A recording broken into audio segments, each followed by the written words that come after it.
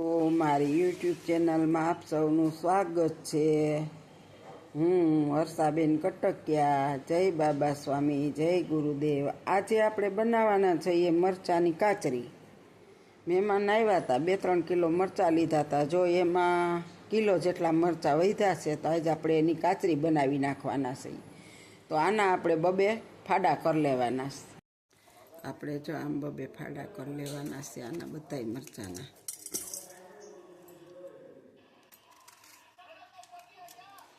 અને આવી રીતના બધાય આપણે ફાડા કરી લેવાના છે। જો આવી રીતના બી ને નસું કાઢીને સુધારવાના છે મરચાં। જો આ નસું બધી કાઢી નાખવાની અને બી એટલે સરસ થઈ જાય। જો આપણે આ રગું બધી કાઢી નાખી અને ડીટિયા કાઢી નાખ્યા અને મરચાં સુધારી લીધા 2 ફાડામાં। જો આવી રીતના 2 ફાડા કરી લેવાના। હવે આપણે આની અંદર મીઠું ને એવું બધું ભેરવી દેવું। જો આપણા મરચાં સુધારાઈ ગયા છે, હવે આપણે એને મોટા વાસણમાં કાઢી લેશું બધાય। અને એમાં આપણે અડધું જ ફાડું લીંબુનું નીચવાનું છે।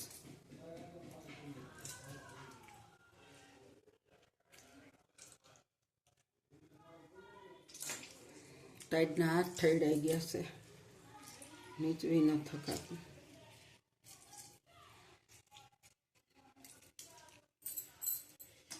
અને હવે આપણે એમાં મીઠું નાખવાનું છે 2 ચમચી ભરી। આ 2 ચમચી થઈ મીઠું।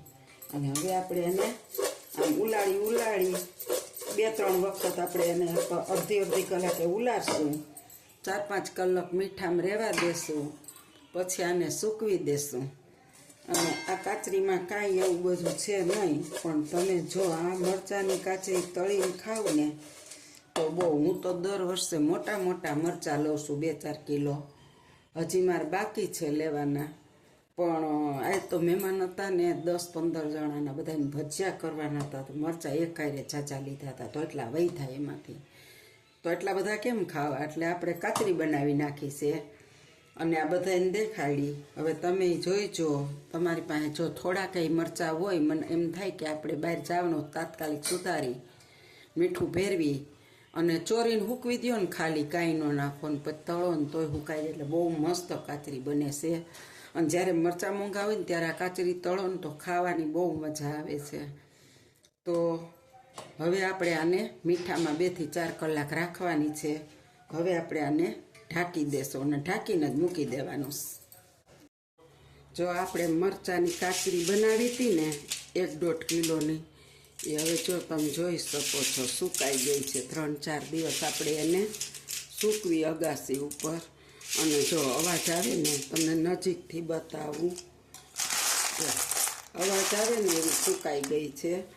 તો હવે આપણે એને તળીશું। એને માટે આપણે ગેસ ઉપર તેલ મૂકી દીધું કઢાઈમાં, અને આપણે હવે એને ગેસ ચાલુ કરી દીધો।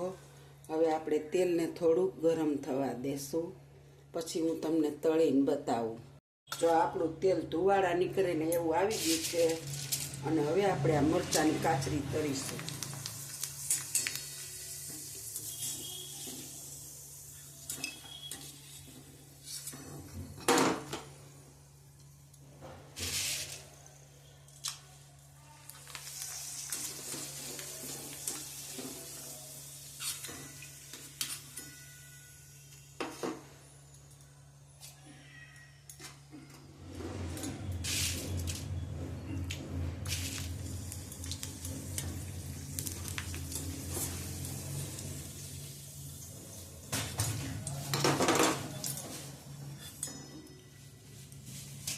હાલો, જો તમે જોઈ શકો છો આપણી મરચાંની કાચરી ફૂલીને દડા જેવી બની ગઈ છે અને તળાઈ ગઈ છે। હવે આપણે ગેસને બંધ કરી દઈશું।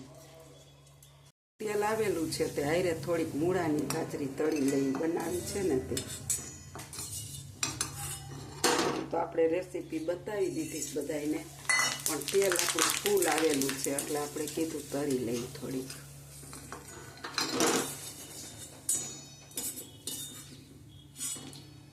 જો જો આપણી મરચાંની કાચરી તરાઈ ગઈ છે અને એકદમ પોચી, જો આમ મશરૂમ જેવી સરસ મજાની, અને ખાવાની પણ મજા આવે એવી. સાથે તેલ બહુ ગરમ હતું તો આપણે થોડીક મૂળાની કાચરી તરી લીધી હારે ખાવા માટે. કરી લઈએ. આ તો મેં રેસીપી મૂકી છે તો ખાલી તેલ આવેલું હતું એટલે તળી લીધી.